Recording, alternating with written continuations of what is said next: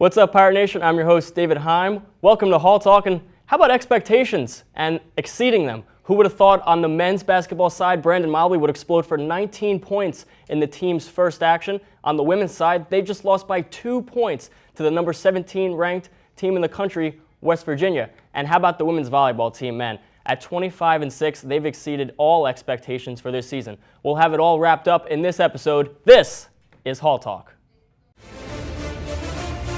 This team needs to show me something for me to believe that they're going to make a run in the tournament. I think they can have a chance of going over 35 wins without a problem. Just stepping up from the 4 points to the 17. She's just dropping threes like there's no tomorrow. But chemistry is an underrated key in college basketball. That was by far the best game I've seen them play. This is Hall Talk, and that's how the chalk talks.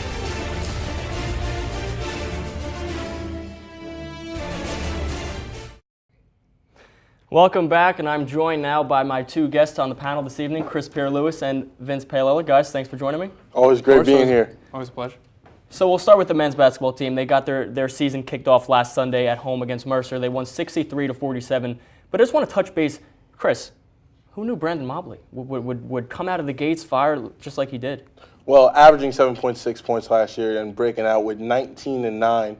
And more importantly, it's the 9 rebounds. You knew Angel Delgado was going to rebound, had 12 rebounds for the Pirates, but the added effort down low, 9 rebounds, and he was able to stretch the floor, Vinny, able to stretch the floor, hit some open threes, and the Pirates are going to need that all season if they want to succeed and get to the NCAA tournament. And yeah, you talk about spreading the floor, and that's what opens it up for guys like Angel Delgado down low. And especially in transition, just the things he was able to do, and even defensively, he looked phenomenal, getting rebounds, blocking shots. The speed this year, how they move and fluctuate on the floor, it's just night and day compared to last year. Now, a player that did not get as fast off on the right foot, Isaiah Whitehead. Only 2 points in his debut. A lot of people were expecting a little more out of him. Vince, I'll start with you. What was wrong with Isaiah on Sunday? Well, everyone with the Isaiah just needs to relax. It's the one game. Yes, he took some shots. He missed some shots. Only went 1 from 10 from the field, and even the layup he had didn't look that great. It's going to take time. It was probably some jitters. It's one game. Let this weekend, he'll probably really get into the flow of everything, be in an actual college game. Mm-hmm. It's going to take some time, especially with his shot, but the first time shooting in Prudential Center, so you just got to find it. Trust me, he's the 14th guy in the nation for a reason. He's going to be just fine. Chris? Vinny, you're absolutely right. And Dave, looking at this upcoming tournament at the Paradise Jam this weekend, it's kind of more like what he's used to with the AAU tournaments, kind of playing back-to-back games, kind of getting into the rhythm of things, and a smaller venue, smaller gym to play in. I think he'll, like you said, getting used to the sights and scenes, and getting comfortable. I think he'll just be fine. What did Aaron Rodgers say? Relax? Just relax. Move to the women's side. They open up against Rider, get the win. Go on the road in next stage of the WNIT preseason and play West Virginia, 17th ranked in the country. They just lose by 2 points. What does that show for the outlook of this season for this team if they can compete with a team on the road like West Virginia? Well, guys, this team is for real, and they've already exceeded some of my expectations thus far. And we're able to not only we all knew Tabitha Richardson-Smith and Khadijah Simmons were going to lead the charge, but Janae Johnson having a phenomenal first 2 games, and the team setting the single game record for threes as a whole, and obviously Tabitha Richardson-Smith tying threes with Terry Green with 7. It's phenomenal. The only concern I have is 84 out of their 87 points came from their starters. They're going to need a little bit more production from their bench. Jordan Mosley only hit a 3 late in that game versus West Virginia. They're going to need to show that they have depth on the bench, and they do. They do have some talented players on their bench. Yeah, and you say that 84 out of 87 points, that needs to change a lot. Erin said it once last year. She's dropping threes like there's no tomorrow, and she continues to do that. And she, the look on her face, she has no emotions out there, it seems. She just steps back, hits a 3, goes on, and helps this team win games. Khadijah Simmons is looking a lot better. She's able to get some more looks. There's not so much crowding up in the paint anymore that they had last year. Everything seems spread out. There's a better flow to the game for them. And you're right, there is some depth on this team. I think that's just going to take some more minutes for each of the players to get used to and get their shots in midseason form, but they're going to need a lot of help from the bench. Right. But to get 84 points from your starters, that's phenomenal. They were down at times in this game to where I thought they weren't going to come back, and they did. Right. It's nice to see this team contend with such a powerhouse like that, West Virginia, and it speaks volumes for how successful Tony Bozzella thinks this team can be this season. And there's no reason why each of their players can't hit double figures in every game, because like they pretty much have almost so far, I believe, only one player of their starting five didn't have double figures in West Virginia. Right. And Tabitha Richardson-Smith said it today. They're not afraid of anybody. They can compete with anybody, especially here at home at the Walsh Gym. They'll be just fine. Well, perhaps no team here at Seton Hall has exceeded more expectations than the women's volleyball team. At 25-6, they have been light years better than a lot of people thought they were. Our very own John Fanta sat down with sophomore libero Tessa Fournier to discuss the success of this season and looking forward to the Big East tournament. They are 25-6, 13-3 in the Big East. They've won 6 in a row. It's Seton Hall volleyball. They were picked to finish 6th in the conference, and now, if the Big East championship started today, they would be 2nd, and the Pirates have clinched a spot in the Big East tournament, their first berth since 2011, and a big reason for that is the current Big East Defensive Player of the Week, Tessa Fournier, and libero joins me now. And Tessa, what does it feel like to have clinched the Big East tournament berth? It feels amazing. It's just awesome. You know, this is my first time going. Last year we didn't make it, and no words can explain how good it feels. When you look at this upcoming weekend, you take on a Georgetown team that has been struggling. They're coming off a loss to Providence, and then you end up going to Creighton. So 2 very different teams. How do you treat them the same way? You have to treat every team the same way, you know. Can't take any team for granted. To win, everyone counts. Right now we want to get going into the tournament, so hopefully we get 2 wins this weekend. That will help us a lot going into the tournament. Averaging over 5.5 digs per set. You are. Just how comfortable are you right now? I don't want to say I'm too comfortable because, you know, there's always room for improvement also, and I'm just going to try and do the best I can, maybe keep those stats up. What does the success this season really come down to for you guys? I think we're practicing really well, and we're all just working hard, and when it comes game time, you know, we just get really excited, and everyone just wants to win, and we're just very competitive, and it's just our nature. What is it about this team as a whole? It seems like that you guys have been through a lot. It's weird because you have 25 wins, but I look back at one point in the season when you got swept here at home by Butler and by Xavier. What did you learn from that?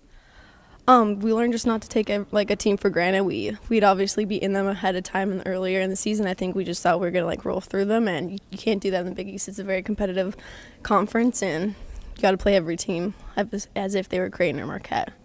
When you have Milwaukee next week, you're in the Big East tournament. You're already in. How do you focus on the here and now with Georgetown and Creighton? Like I said before, you just got to focus on the game at hand. Hopefully we'll get a win against Georgetown, and that will pump us up for Creighton. And if we beat Creighton, that'll just be great, and going into the tournament especially. If you had a message, you've sent quite a message to the rest of the Big East, but if you had a message for everybody out there, what is it about this Seton Hall volleyball team that can say this team can win a Big East championship? I don't know if I have a message. We proved that we were underdogs, and we're not underdogs anymore, so you can't take us for granted, and we're out for the win right now. You cannot take them for granted because they have been beyond spectacular this season, a 25-win team. This is their best record since 1994. I don't know about you. I wasn't even born back then, and that's how impressive it has been for Seton Hall volleyball as they take on Georgetown at 8 o'clock on Friday night, prime time, and then it's off to Omaha to take on Creighton on Sunday in what could be a preview for a potential match from the Big East tournament. And if the Pirates are going to have success, they're going to need you, Tessa. Thanks for your time. Thank you. Thanks, John, and welcome back. Guys, you heard it first from Tessa. Underdogs or not underdogs? Seems to think that this team isn't underdogs anymore. No, not at all. They're on the radar now. Bigger teams like Marquette and Creighton have to take, can't take them lightly anymore. This team has done a phenomenal job, and can't say enough about what Coach Ali Yeager has done.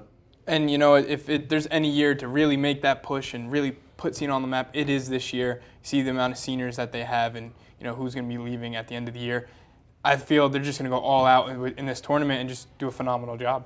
I'm going to play a little game with you guys now. It's called Yay or Nay. Easy, simple. Tell me, yay or nay. Women's volleyball team sitting at 25-6. Yay or nay, they close out their final 2 games and finish 27-6 and get that second seed in the Big East tournament. So I'm going to say yay.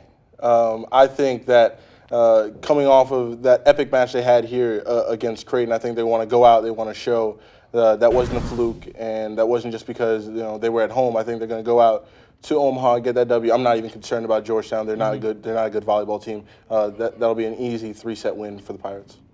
I'm going to go along with you and say yay, just because I know they've been preparing for Creighton. They had it circled, knowing, okay, now we have to go out there and beat them on their floor. They want it right now, and you can see that. And I think they got it, and like you said, I think Georgetown's going to be an easy win for them as well.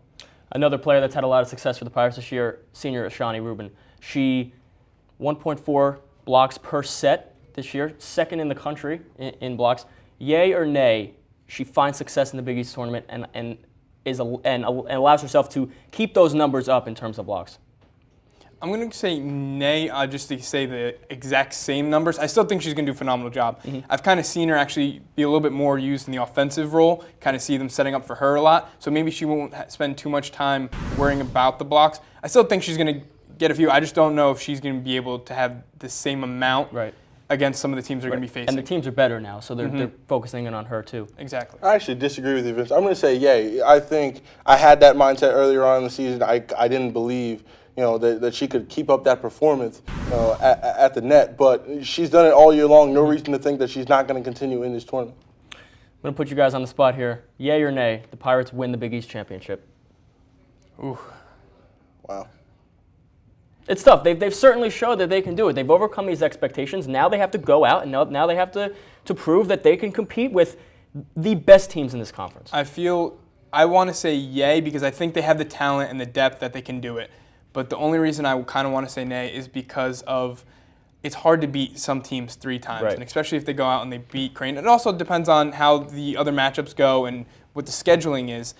But to face a team a certain amount of times, and let's say even Marquette, soon after, beating them here, it's very hard to do, and especially when you don't have the home crowd like they're so used to and having all that energy behind them. That's a good point, Vince, and it pains me to say this, but I'm going to say nay. Remember, the Big East tournament is in Milwaukee. It's at the home of Marquette, and when you have a player like Autumn Bailey, and they will have home support, it's tough for me to say that Marquette will be stopped. But I certainly can definitely see them in the finals, and you never know once you get to that point. Yeah, it's do or die now for the women's volleyball team. It's officially basketball season here in South Orange, but we are still focusing on our women's volleyball team. They've exceeded all expectations, and we wish them nothing but the best of luck as they head to their first Big East tournament since 2011. I want to thank Chris Pierre-Louis and Vince Paolella for joining me this evening. Thanks for watching. This is Hall Talk.